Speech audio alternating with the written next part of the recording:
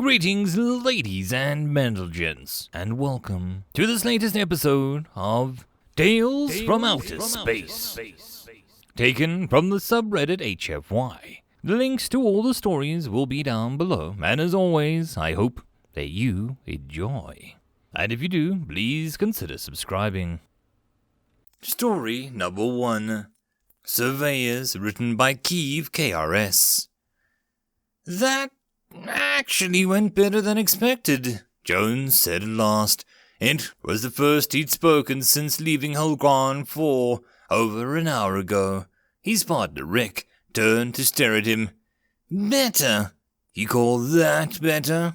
Rick gestured furiously towards the rear of their craft, where the planet was rapidly shrinking into the black void of space.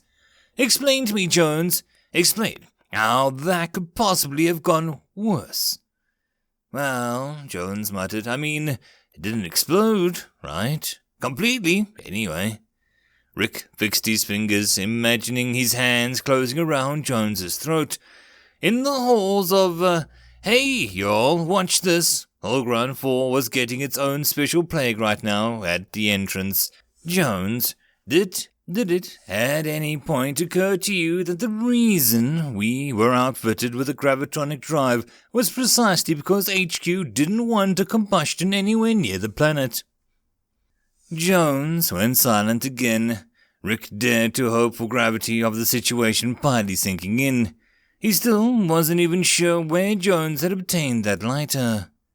Report, Survey Crew 5820, Richard Clement, Nathan Jones. System, Hologram 237, local body, Hologram 4. Summary, the high concentration of condensed hydrocarbons, primary liquid and frozen methane, ethane compounds, atmosphere more than 50% oxygen, average surface temperature approximately minus 170 degrees Celsius, lakes of liquid O2 in the polar regions, planetary crust of carbon structures, graphite and diamond, brittle. Will support only light machinery, mantle almost entirely methane ice. Active core creates geothermic activity, hydrocarbon geysers near tectonic fault lines. Incident. While completing the final planetary readings, Survey Crewman Jones produced a cigarette lighter from his suit compartment and proceeded to ignite a nearby methane geyser for, fun. This reacted with the oxygen-rich atmosphere and created a plume of fire 3 kilometers high. Survey crew immediately began extraction procedures and abandoned the planet. The combustion event spread throughout the local fault line, creating more flame geysers. These expanded rapidly as brittle crust was destroyed, allowing more oxygen into the geothermal channels and the ice mantle. At this time, nearly 30% of Hologram 4 is burning. Note, the bad news is Jones inadvertently turned a planet into a stellar-sized rocket engine. Hologram 4 is burning with enough force to shift its orbit and will likely become highly elliptical once it extinguishes itself. The good news is that the oxygen/methane reactions are producing a massive amount of water and CO2, which may prove beneficial as a terraforming medium once the planet burns out. From Star Wars Inc. HQ to Survey Crew 5820, Richard Clement. Please inform Crewman Jones that if he even thinks about lighting so much as a fart ever again, you have our express permission to leave him on his rocket planet and that he can fly that home by himself. End of story number 1. Story number 2. Guardian, written by KieveKRS. Rocky dust clung to Kellett's footpads as he ascended the mountain, just as his father had done in seasons past, and his father before that, generations down into the half-forgotten folklore. The sage had not spoken to any of them in so long. Kellett's people thought it was a myth, but ill omens and superstitions were still a powerful force, and they did not wish to offend fate. So Kellett trod the well-worn pathway up the mountain peak to where the sage once lived. Kellett rounded the bend. He was granted a magnificent view of plains below. Red grasses rolled endlessly into the horizon, broken only by the serpent-like twisting of the river. His gaze drifted downwards to the village nestled in the mountain base. Though small, it had grown substantially in recent seasons as traders from upriver became frequent visitors on their way to the large port at the river's end, where it met the ocean.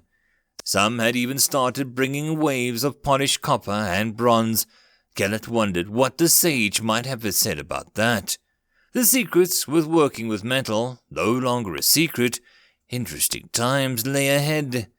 By midday, Kellett had managed to climb more than 2/3 of the way, long on body and legs with deep chest cavities and strong lungs. His people had begun the simple scavengers, omnivores who could travel a full day or more without rest, in search of their next meal.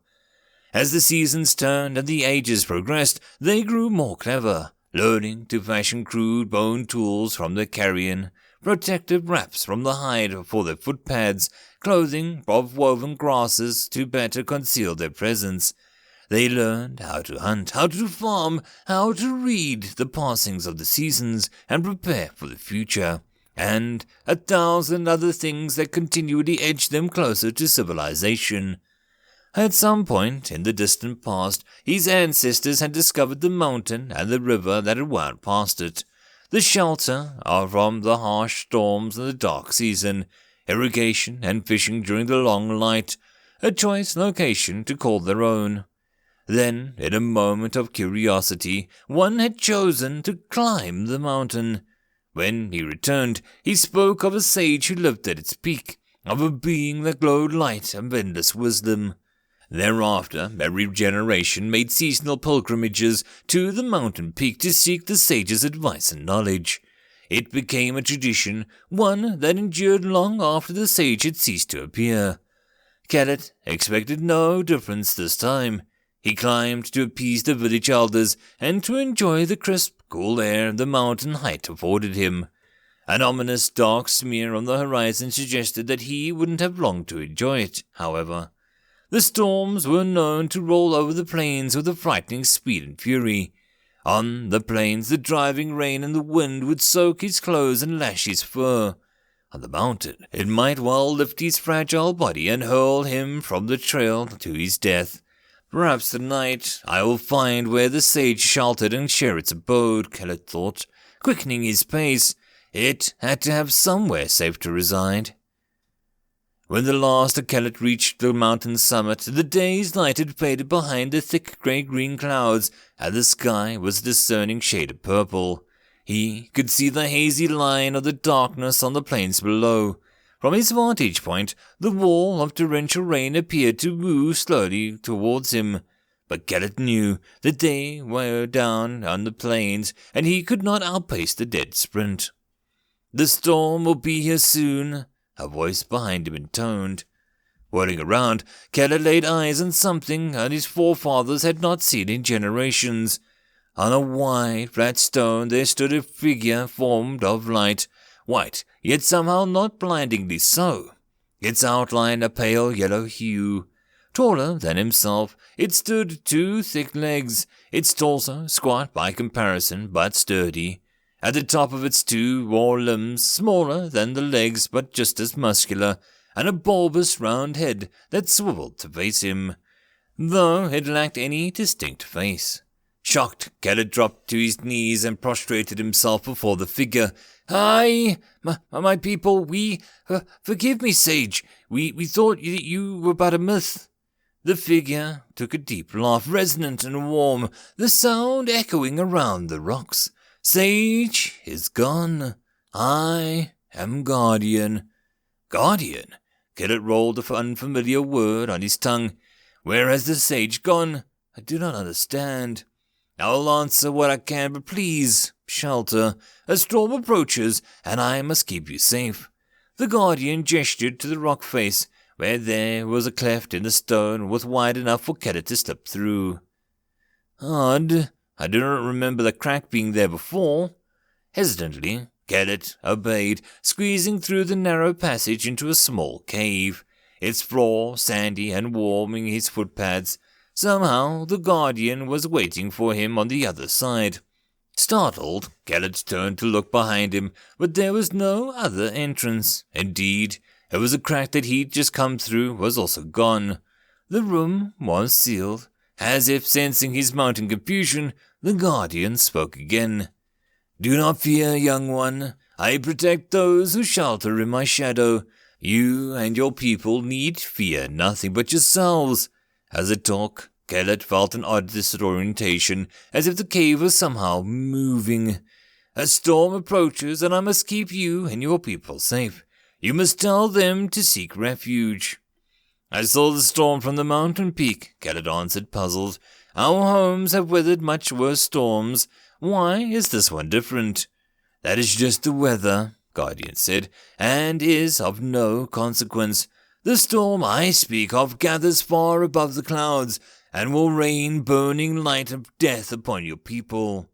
The frankness in his voice sent chills down through Kellett. "Who are you to threaten us? What happened to the sage? Who gave my village hope and wisdom?"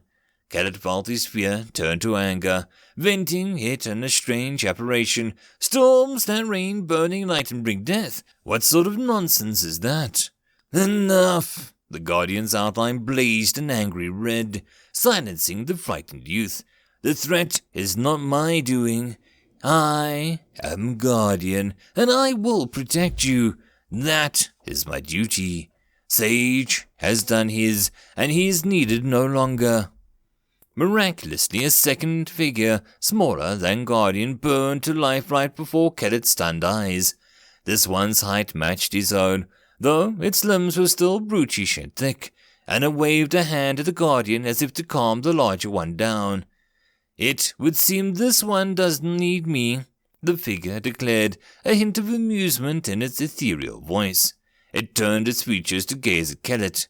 "Forgive, Guardian. This is the first time he's had to interact with your people in a millennia."